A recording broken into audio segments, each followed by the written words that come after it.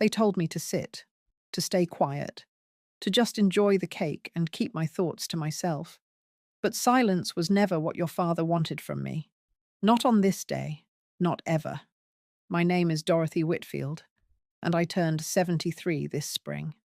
I've lived long enough to know that people remember you in two ways: by the words you spoke, or by the words you left unsaid. For years, I let my family's voices fill the room while mine was pushed aside, dismissed as if it no longer mattered. But on this birthday, with all of them gathered under my roof, I carried something heavier than cake or candles. I carried my husband's words, the last he had ever written to them. It started the way birthdays usually do in my house. My eldest son, Robert, arrived first, carrying a bottle of wine under his arm as though it were an offering. His wife, Marlene, trailed behind, her lips pursed in that polite smile she wore like a mask. Their two children darted inside without so much as a hello, glued to their phones. Then came my daughter Linda with her husband, always the peacemakers, always trying to smooth things over. She hugged me longer than the others, as if she sensed the weight I was carrying in my chest. Finally, my youngest, David, swept in with his fiancée, Vanessa. Vanessa, bold and brash, announced herself with a laugh that seemed too loud for the room. She was the one who quickly said, "No speeches tonight, Mum. We just want cake and pictures, nothing heavy." The others nodded along, and suddenly I was being ushered toward my own chair at the corner of the table, like a guest at someone else's celebration. I smiled politely, but inside, it stung. Do they really think I've run out of things worth saying? That my only role is to sit quietly, cut the cake, and fade into the background? As the evening went on, I listened more than I spoke. Robert dominated the conversation, as he always did, talking about his latest business deal, the new car he had leased, how important he was becoming. Marlene nodded, adding little jabs about how old-fashioned my home looked, suggesting I should modernize. She said it lightly, but I caught the way her eyes scanned the worn furniture Richard and I had saved for, every piece chosen with care. David, in contrast, barely looked at me. He laughed loudly at Vanessa's jokes, some of them at my expense. "She still uses checks," Vanessa said, chuckling. "Can you imagine?" The table erupted with laughter, and I smiled faintly, swallowing the bitterness rising in my throat. It wasn't that I couldn't take a joke, but there was something different about the way they spoke, like I was no longer a person to respect, only a prop to amuse them. Linda, bless her, tried to steer things back. She asked me if I wanted to say a few words before dessert, but Robert cut in quickly. "No, Mum. We know you love speeches, but let's just keep it light this year. We've all had a long week." That's when I realized it. They didn't just want me quiet for the evening. They wanted me small, easy, invisible. I excused myself to the kitchen to fetch the cake. As I lit the candles, my hands trembled, not from age, but from the storm gathering inside me. In the drawer beside the matches sat the envelope, cream-colored, sealed, with my husband's handwriting still clear after all these years. For the children, when the time is right. Richard had given it to me 2 months before his passing. I remembered his words that night, his hand resting over mine. "Dorothy, if they ever forget who they are, if they ever forget you, give them this. It'll remind them of what matters." For 2 years I had guarded it, unsure if the right time would ever come. But tonight, as I heard my children laugh at me, dismiss me, silence me, tonight, the time felt painfully clear. When I returned to the table, they were already cutting into the conversation again, barely noticing me as I placed the cake down. "Make a wish, Mom," they chimed, not even pausing long enough to hear if I had one. And in that moment, as the candles flickered and everyone leaned forward with their phones out, waiting for the perfect picture, I made my decision. I would not sit, I would not stay quiet, and I would not let Richard's letter remain sealed any longer. As I watched the candles flicker and the camera flashes light up the room, my mind slipped away from the present noise and drifted back to quieter days. To Richard Whitfield, my husband of 51 years, a man who never raised his voice unless it was to laugh, who believed that every person deserved to be seen, especially when the world tried to make them invisible. He was the steady oak in my life, the one who kept this house upright, not just with his hands, but with his heart. We met at a church social when I was barely 21, awkward and shy, holding a cup of punch like it was a shield. He walked straight up to me, grinned, and said, "You look like you have something important to say. Mind if I listen?" That was Richard, always listening, always giving space to voices the rest of the world tried to quiet. When the children were young, he worked 2 jobs so I could stay home with them. He never complained, not once. At night, after the house fell quiet, he would sit at the kitchen table and scribble letters, little notes tucked into lunchboxes, birthday cards filled with more words than most men would write in a year, anniversary letters that reminded me that love, real love, grows richer with time. And when he grew sick, when the strength drained from him, but not the light in his eyes, he wrote even more. It was as if he knew his words would need to outlive him. 2 months before he passed, he called me into the bedroom. The children had left after a visit, their laughter still echoing faintly down the hall. He was propped up with pillows, his breath short, but his smile steady. He patted the side of the bed. I sat, holding his hand. Still warm, still strong enough to squeeze mine. That's when he slipped the envelope into my palm. Cream-colored, sealed tight, with my name on the front in his bold handwriting. "Dorothy," he said, his voice rough but certain. "This isn't for you. This is for them. For when the time is right." I tried to protest. "Richard, you can tell them yourself. There's still time." But he shook his head gently. "No, love. You know them.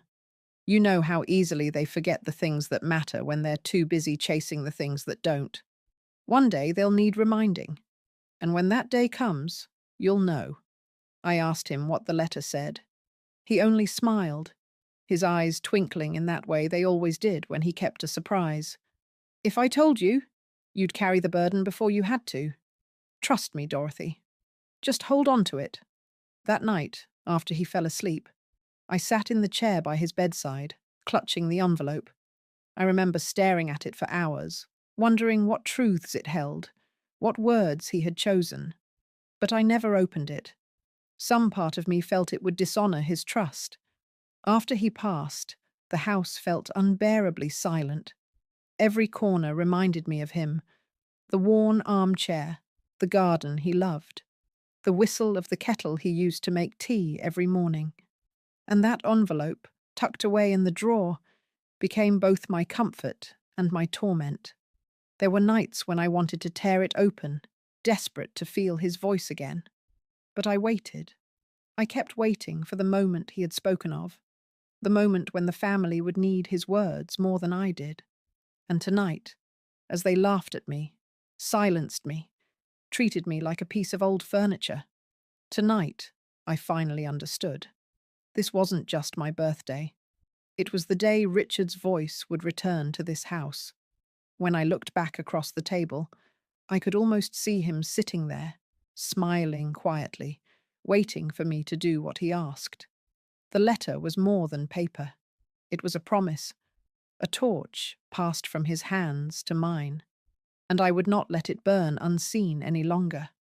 The candles were blown out, the cake sliced, and yet, instead of warmth filling the room, there was a heaviness pressing down on me.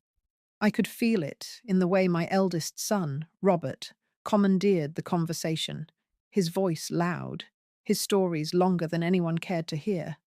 But no one dared interrupt. "Closed another deal last week," he boasted, leaning back in his chair, patting his stomach like a king satisfied with his feast. That client was tough, but I showed him who knew better. Marlene, his wife, added with that tight smile of hers, "We really are lucky, aren't we, Robert? Not everyone has the head for success." Her eyes flicked across the table toward David, the youngest, in that subtle but sharp way she had of slicing others down without raising her voice. David, of course, didn't notice. He was too busy laughing at something Vanessa had said. She had one manicured hand on his arm, the other waving dramatically as she recounted a story about a friend's vacation. "They flew first class the whole way. Can you imagine? That's how we'll travel someday, David. No cramped seats for us." She said it loud enough for everyone to hear, her laughter ringing in my ears. Linda tried to bring the focus back to me, bless her. "Mom, why don't you tell the grandkids about the time Dad planted that apple tree in the backyard? They'd love that story." But Robert cut her off before I could even open my mouth. "Linda, let's not bore them with old stories tonight. Mum's told those 100 times." He looked at me with a patronizing grin. "No offense, Mom, but we just want to relax tonight." The table chuckled politely, and just like that, my voice was shoved back down my throat. I looked at my grandchildren, their faces lit by their phone screens. They barely noticed me sitting there. To them, I was just Grandma, someone who sat quietly in the corner while the grown-ups talked. It wasn't just the words that stung. It was the way they dismissed me without thought, as if I had nothing left to offer, as if my years of sacrifice, staying up late when fevers ran high, pinching pennies so they could go to school trips, standing shoulder to shoulder with Richard to keep this family afloat, had all evaporated into nothing. Vanessa leaned forward then, her voice loud and clear. "Really, Dorothy, just enjoy the evening. We don't need speeches or stories. It's your birthday. You should relax." Relax. As though being silenced were a gift. I felt my throat tighten. My hands gripped the edge of my chair. For years, I had been the anchor of this family, the steady one. And now, they wanted me small, quiet, invisible. But Richard's words came back to me, clear as if he were sitting beside me. "If they ever forget you, Dorothy, give them this." I reached beneath the table, my fingers brushing against the envelope in my pocket. It was heavier than paper had a right to be. It carried the weight of his voice, his judgment, his love. Linda must have sensed something in my face because she asked gently, "Mum, are you all right?" I nodded, forcing a smile. "I'm fine, dear." But inside, I wasn't fine. Inside, a fire was building. The chatter continued, but I barely heard it. I was watching my children, each of them so sure of themselves, so blind to how far they'd drifted from the man who raised them. Robert, smug and proud. David, careless and distracted. Vanessa, hungry for appearances. And even Linda, though kind, too timid to stand against her siblings. This was the moment Richard had spoken of. I felt it in my bones. The time was right. As I sat there, hands trembling just slightly in my lap, I made a quiet vow to myself. I would not leave this table without Richard's voice being heard, and whether they wanted to or not, my family was about to remember who he was, and who I still was. I don't know how long I sat there, my fork untouched on the plate, their voices washing over me like distant static.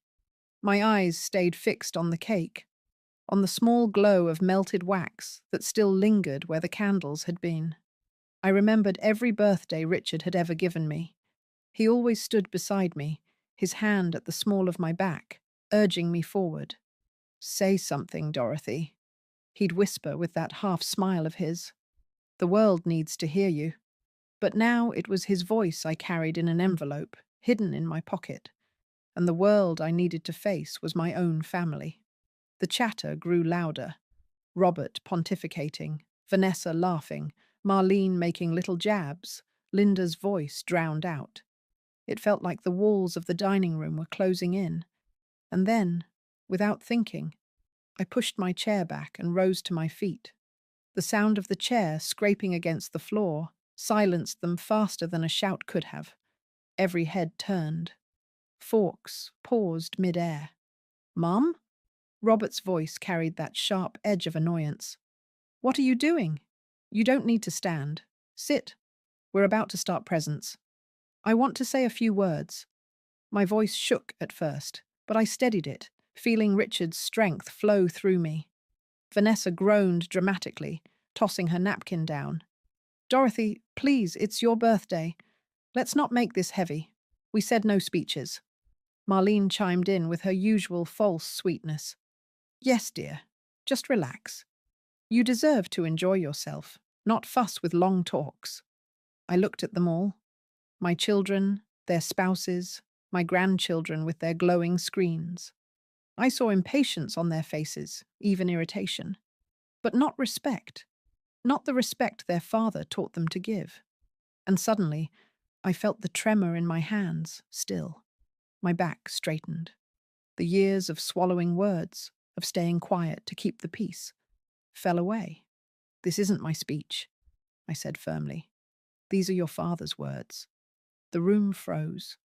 For a moment, all I heard was the faint hum of the refrigerator in the kitchen. Robert's brow furrowed. "What do you mean, Dad's words?" "He's gone." I reached into my pocket and pulled out the envelope. The cream paper had softened over the years, edges worn from where my fingers had traced them in secret. I held it up so they could all see. "He left this for you," I said softly. "For all of you. He told me to wait until the time was right. And tonight? I know it is."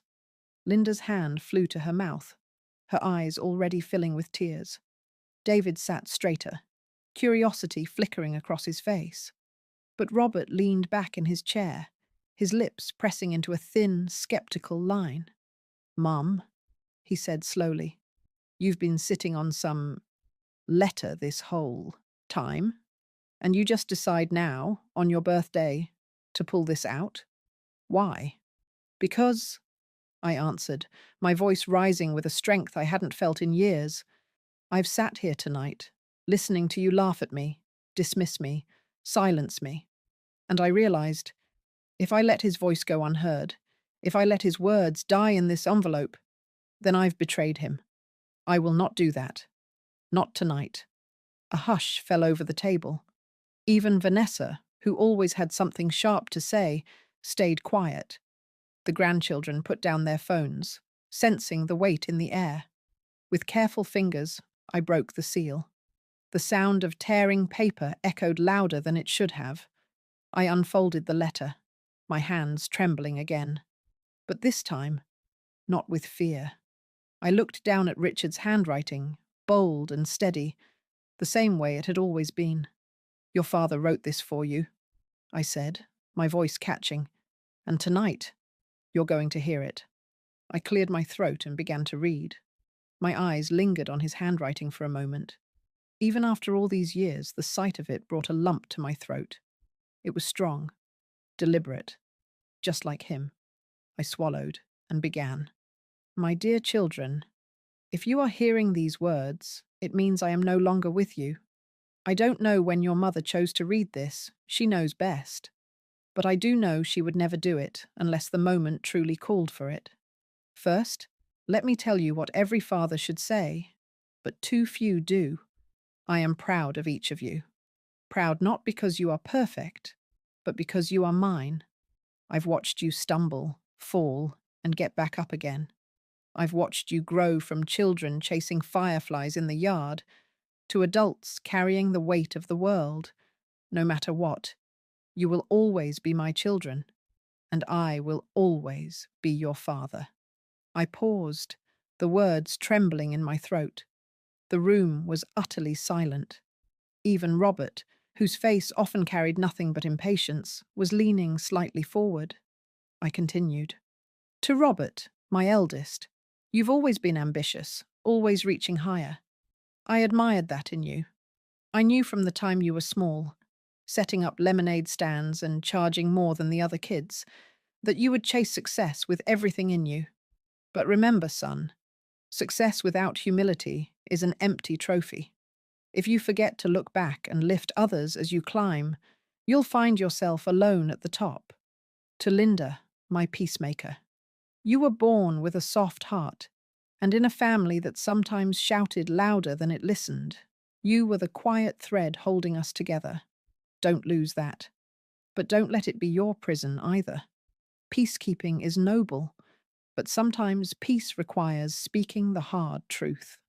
I glanced at Linda then. Her cheeks were wet with tears.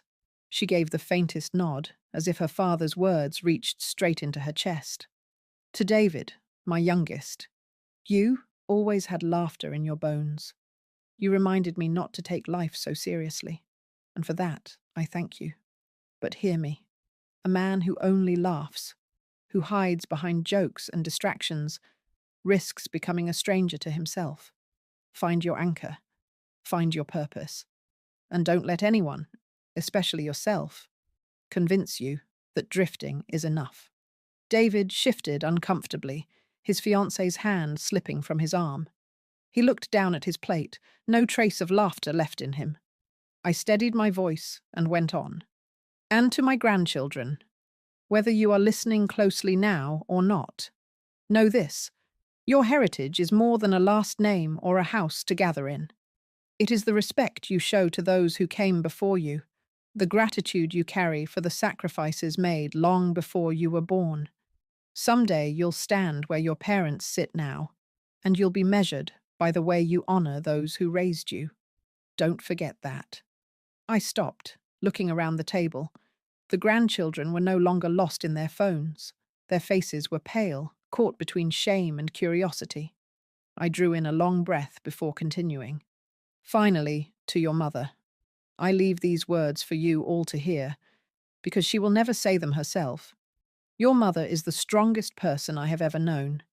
She carried this family through storms I could not have weathered alone. If you ever fail to honor her, to listen to her, to respect her, then you fail me, for she is, and always will be, the heart of this family. My voice cracked. For a moment, I couldn't go on. The words blurred on the page as my eyes filled. I felt his presence so vividly, as though he were standing just behind me, steadying me the way he always had. Across the table, I saw Linda openly weeping now. Even Robert's jaw had tightened, his bravado cracking just slightly. But I knew this was only the beginning, because Richard's letter didn't end with love and gratitude. It went deeper, sharper, truthful in ways I wasn't sure they were ready to hear.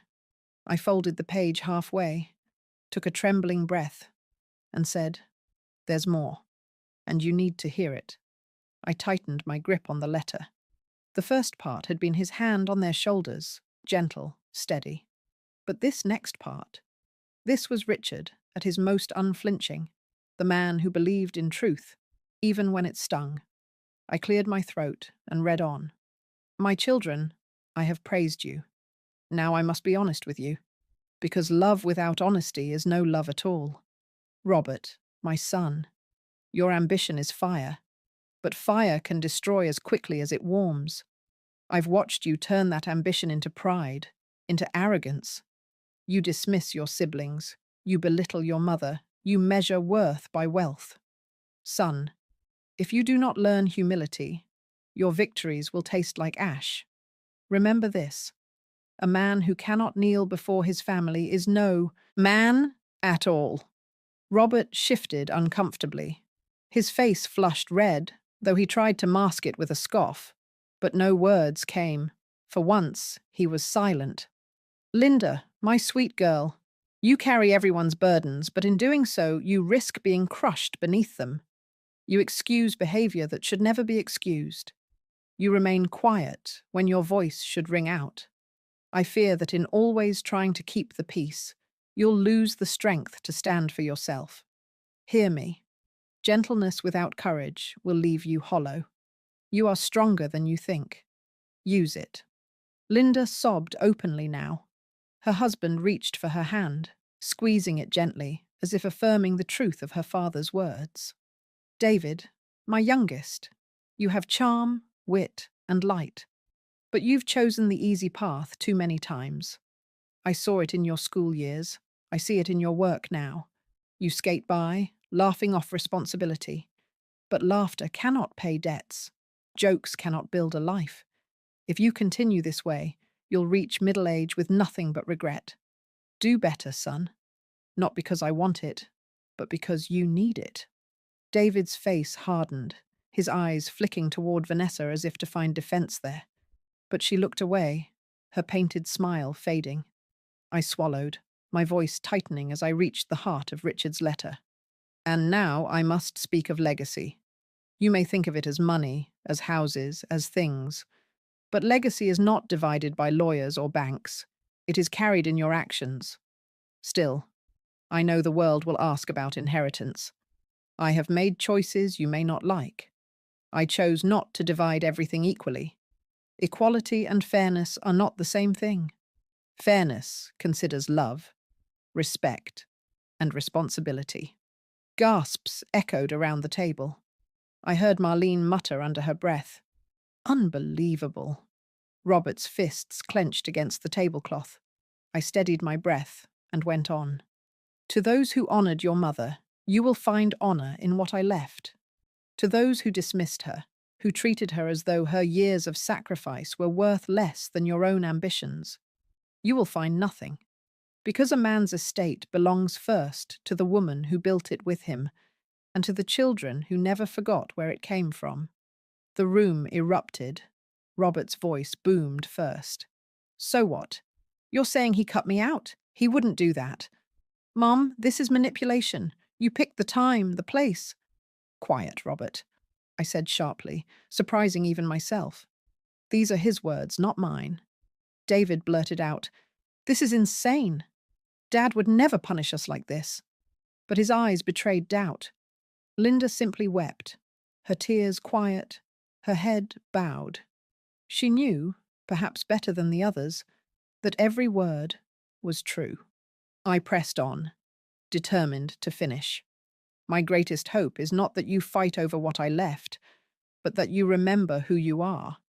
A family without respect is no family at all. Honour your mother. Honour each other. If you cannot, then all I worked for, all I sacrificed, will mean nothing. I folded the letter slowly, the paper trembling between my fingers. For a long moment, no one spoke. The weight of Richard's words hung heavy in the air. And then, with the letter resting in my lap, I whispered, He wanted you to hear this. Not next year. Not someday. Tonight. The silence that followed was deafening. For a moment, no one moved. The only sound was the faint ticking of the old clock on the mantel, each second stretching longer than the last. My hands rested on the folded letter in my lap, but my heart was pounding hard enough to echo in my ears. Then, like a dam bursting, the voices came all at once. Robert slammed his palm against the table, rattling the plates and glasses. This is ridiculous. Convenient, isn't it? That Dad can't defend himself, and you're the one holding the letter? How do we even know this is real? His face was red, his jaw tight. You've been sitting on this for 2 years, Mom. 2 years. And now you decide to drop it on us? Robert! Linda's voice cracked, tears still streaking her cheeks. Don't you dare accuse her of lying. You heard those words. You know they were his. But Robert was already leaning forward, his eyes burning. No, I don't know that. For all we know, Mom wrote that herself. Marlene touched his arm, whispering sharply, Don't say that. But her eyes darted toward me, uncertain. I felt my spine stiffen. Your father gave me this envelope himself. I didn't change a word. I didn't need to. He knew you, Robert. He saw you for who you are, and he hoped you'd listen before it was too late. Robert opened his mouth, but no words came. He leaned back, seething, his fists clenching and unclenching against the table. David spoke next, his tone bitter but shaky. So that's it then? Dad decided who's worthy and who's not. Based on what, Mom? Some idea of respect? What about everything I've done? What about everything Robert's done? Everything you've done, I repeated, my voice sharp now. David, you barely call. You breeze in with your laughter and leave just as quickly. Do you think your father didn't notice? Do you think I haven't noticed? His face paled. He glanced toward Vanessa for support, but she looked away, fiddling with her napkin, her cheeks pink with embarrassment. Linda, still crying softly, reached for my hand. Mum, thank you. For reading it. For saving it.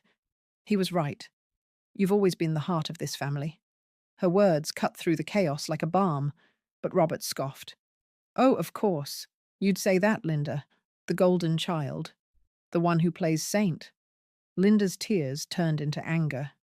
Don't you dare call me that. Do you have any idea how many times I've kept the peace between you and David? Do you know how many times I've bitten my tongue to avoid tearing this family apart? Dad was right. You treat everyone like they're beneath you. The room erupted again. Voices clashing, accusations flying. The grandchildren sat frozen, their wide eyes darting from face to face, as if seeing their parents for the first time.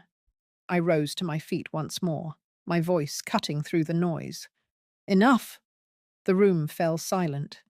Even Robert stopped mid-sentence, his mouth hanging open. I placed the letter on the table, my hand steady. These are your father's words. If you choose to ignore them, that is your burden to carry. But don't you dare question his love for you. He wrote this because he loved you enough to be honest, and because he loved me enough to make sure my voice was heard when you tried to silence it. I turned my eyes on Robert. You think I wanted to read this tonight? That this gave me pleasure? Number. But I will not sit quietly while you dismiss me. Not any more. I looked at David. You laughed to cover your fear, but your father saw you. He believed you could be more. Don't waste that chance. And finally, I looked at Linda, my voice softening. You are stronger than you know. Don't let their noise silence you, not anymore. For the first time that evening, the room was quiet, not just from shock, but from reflection. Robert's face was still tight, his pride refusing to bend. David sat slumped, his expression caught between guilt and anger. Linda wept quietly, but her eyes were fierce, shining with something new. And I felt Richard's presence beside me. For the first time since his passing, I felt as though I had fulfilled something he asked of me. I took my seat again, my hands no longer trembling. You can be angry at me, I said softly, but you will not silence me. Not tonight. Not ever again. The room remained quiet after my words, but it wasn't the quiet they wanted from me earlier that night. It wasn't dismissal, or boredom, or polite silencing. This quiet was heavy, filled with the weight of truth settling into each of their chests. I sat back down slowly, placing the folded letter on the table between us. It looked small, just a single sheet of paper, but the weight of it had shifted everything. Robert stared at it as if it were an enemy, his jaw clenched and unclenched, his pride battling with something deeper. For once, he had no story to tell, no clever remark, no way to laugh it off. David leaned back in his chair, his usual grin gone.